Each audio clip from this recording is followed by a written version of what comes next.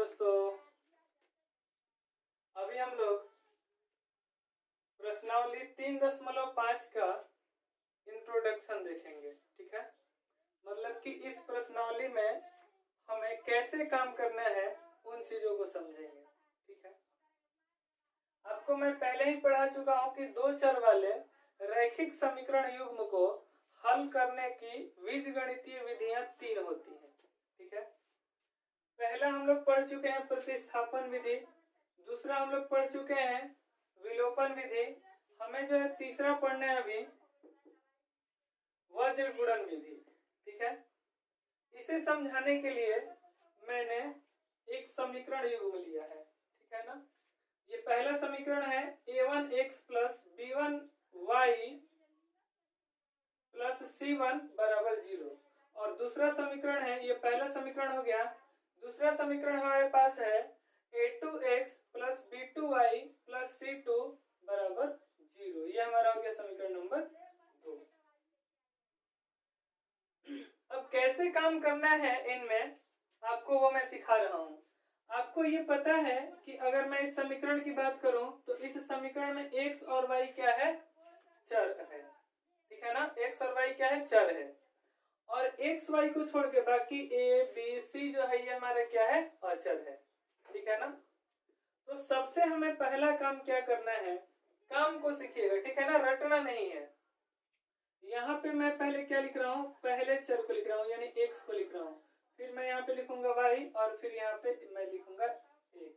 ठीक है, अब यहाँ पे आपको क्या करना है, b से शुरू करना है। ठीक है ना, पहले समीकरण में b से शुरू कीजिए। तो यहाँ पे हम लोग लिखेंगे b1 के आगे बढ़ेंगे तो हमें क्या मिलेगा, c1। अब c1 के आगे हम नहीं बढ़ेंगे क्योंकि c1 के आगे तो कुछ है नहीं, तो पुनः वापस आएंगे तो वापस हमें क्या मिलेगा, a1 के बाद फिर क्या मिलेगा, b1। ठीक है, ऐसे ही हम लोग दूसरे समीकरण पे चलते हैं। दूसरा समीकरण में हमारे पास क्या है, यहाँ पे b से शुरू करना है ना, तो यहाँ पे है b2, उसके बाद क्या है c2, उसके बाद तो कुछ नहीं, पुनः वापस आएंगे तो हमें यहाँ पे मिलेगा a2 और फिर मिलेगा b2। अब उसके बाद आपको क्या करना है, एरो का ऐसे निशान दे देना है। ठीक है, इसका मतलब कि b1 का गुणा जो है ना ये c2 से कराना है और b2 का गुणा जो है वो c1 से कराना है। ऐसे ही आगे आप कर देंगे। ठीक है, और काम कैसे हमें करना है, यहाँ पे ऊपर आपको x दिखाई दे रहा है ना, x लिखेंगे, बटा में क्या हो जाएगा, b1 का गुणा c2 के साथ। ठीक है, तो ये क्या हो जाएगा, b1 c2, b2 का गुणा c1 के साथ। ठीक है, लेकिन इनके बीच में हम क्या करेंगे, माइनस का चिन्ह देंगे। अब लिखेंगे b2 इंटू c1, b2 गुणा c1। ठीक है, अब फिर अब बराबर का चिन्ह दिया जाएगा। ऊपर हमारे पास क्या है, y है, और y बटा में कितना हो जाएगा, तो इसका गुणा इसके साथ, यानी c1 गुणा a2 माइनस इसका गुणा इसके साथ, तो ये क्या हो जाएगा, c2 गुणा a1। ठीक है ना, अब यहाँ पे देखिए ऊपर क्या है, 1 है, तो 1 बटा में क्या लिखेंगे, इतना गुणा इतना, यानी a1 गुणा b2। ठीक है, माइनस a2 गुणा b1, a2 गुणा b1।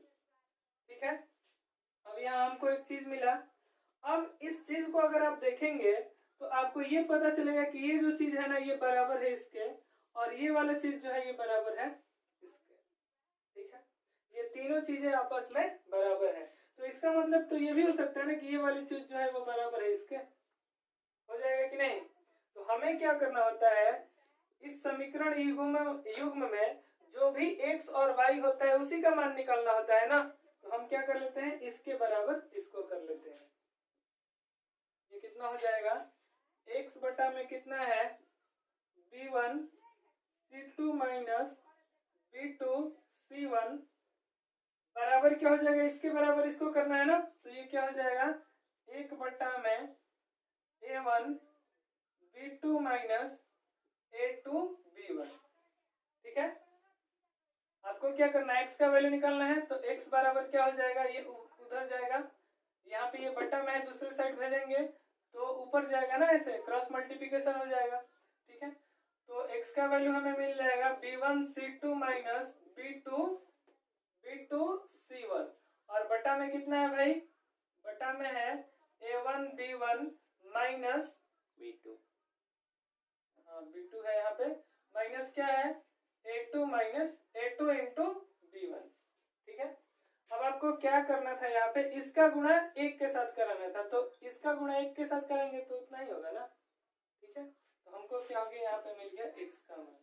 ठीक, वही काम यहाँ पे भी करेंगे हम लोग। यहाँ पे क्या है, y बटा में c1 a2 minus c2 a1 है, और ये बराबर है किसके, एक बटा में a1 b2 minus a2 b1 के बराबर है। ठीक है, तो हमें क्या करना, y का वैल्यू निकालना है ना, तो ये उधर जाएगा तो एक के साथ गुणा हो जाएगा, तो y का वैल्यू कितना हो जाएगा, एक बटा में, सॉरी एक के साथ इसका गुणा करा देते हैं, तो एक के साथ इसका गुणा करेंगे उतना ही होगा, c1 a2 minus c2 a1 बटा में a1 b2 minus a2 b1, ये हो जाएगा हमारा y का वैल्यू।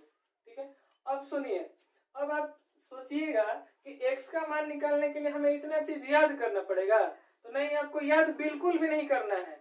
आपको जो है ना काम को सीखना है कि काम हम लोग क्या कर रहे हैं। यहाँ पे मैंने क्या किया, जो चर था x और y उसको मैंने ऊपर लिखा, और अपने मन से यहाँ पे एक आपको करना होगा।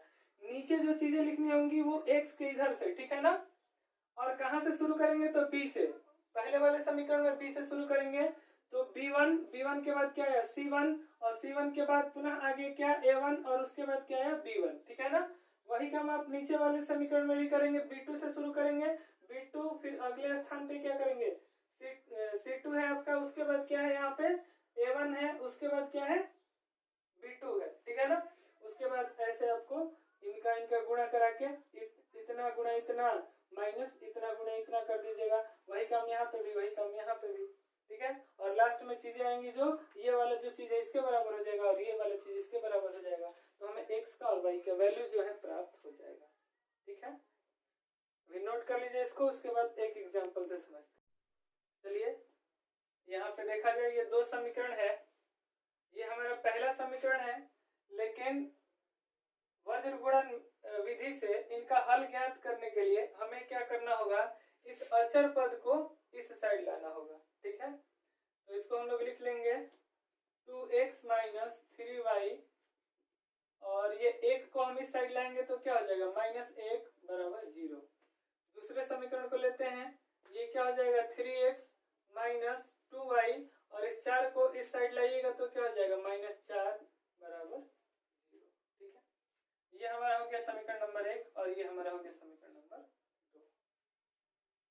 अब जो चीज आपको मैंने सिखाया था, क्या बताया था कि जो चर इसमें है उन चरों को पहले लिख लेना है, x y और अपने मन से 1। ठीक है ना, यहाँ पे आपको क्या करना है, b से शुरू करना है ना, तो b यहाँ पे क्या है, ये a1 होता है, ये b1 होता है, तो b1 यहीं से शुरू करना है ना, तो ये b1 हमारा कितना है -3 है। उसके बाद c1 पे जाना है ना, तो c1 कितना है -1 है। उसके बाद किस पे आना है, a पे आना है ना, a1 पे, तो a1 हमारा कितना है 2 है, और a2 कितना है -3 है।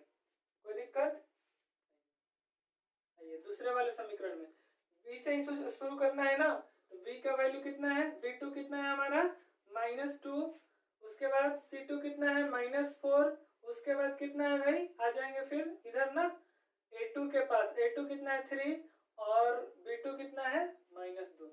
क्या करना है, इसका गुणा इनके साथ, इसका गुणा इसके साथ, इसका गुणा इसके साथ, इसका गुणा इसके साथ, इसका गुणा इसके साथ, और इसका गुणा इसके साथ।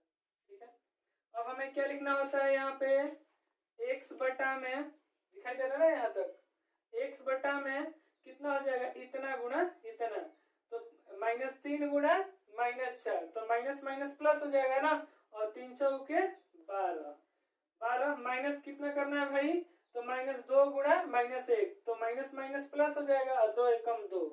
ठीक है, अगला जाइए, बराबर यहाँ पे y है, और y बटा में कितना हो जाएगा, तो इसका गुणा इसके साथ, -1 का गुणा 3 के साथ करेंगे कितना होगा -3, और माइनस यहाँ पे, और -4 का गुणा किसके साथ करना है, 2 के साथ, तो -4 गुणे 2, तो 4 दूनी के 8, और माइनस का माइनस रहेगा, तो -8 हो जाएगा ना ये।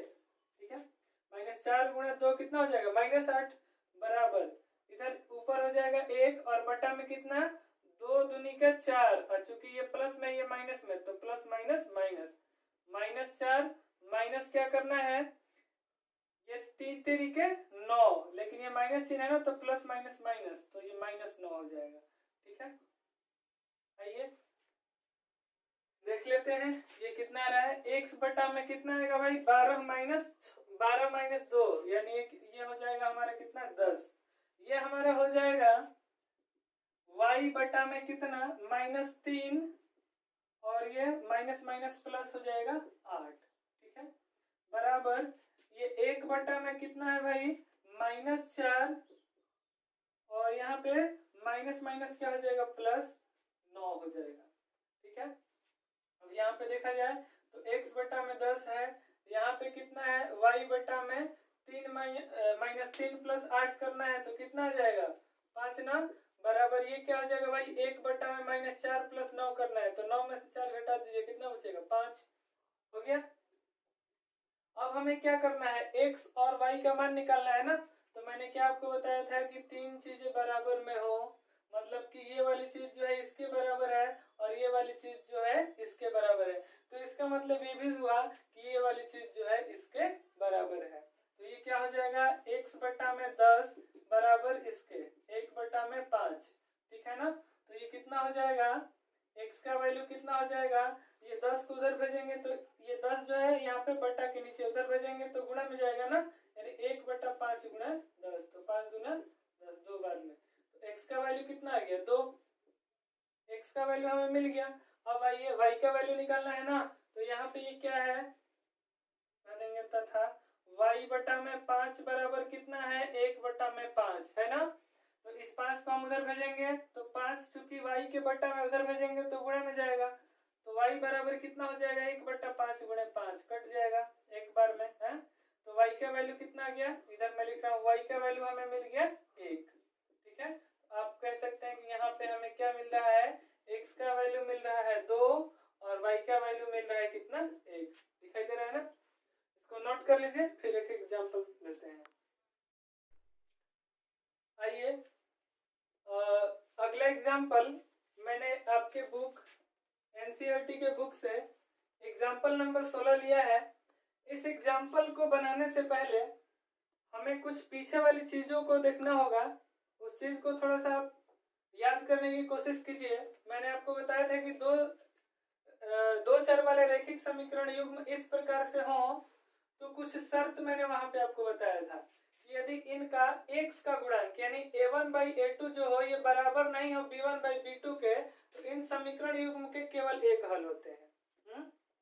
और फिर मैंने बताया था कि यदि क्या हो a1/a2 b1/b2 और c1/c2 जो हो इक्वल हो बराबर हो तो दोनों समीकरण युग्म के अपरिमित रूप से अनेक हल होते हैं। ठीक है, इसी प्रकार से यदि क्या हो कि a1/a2 b1/b2 और c1/c2 a1/a2 और b1/b2 तो बराबर हो, लेकिन ये वाली चीज जो है c1/c2 के बराबर नहीं हो। ठीक है, तो इस कंडीशन में क्या होता है कि इन रैखिक समीकरण युग्मों का कोई हल नहीं प्राप्त होता है। ठीक है, तो क्वेश्चन में कहा जा रहा है कि के किस मान के लिए, मतलब कि इस समीकरण युग्म में आपको जो के दिख रहा है उसी का मान निकालना है। निम्न रैखिक समीकरण युग्म के अपरिमित रूप से अनेक हल होंगे, मतलब यहाँ पे शर्त क्या है अपरिमित रूप से अनेक हल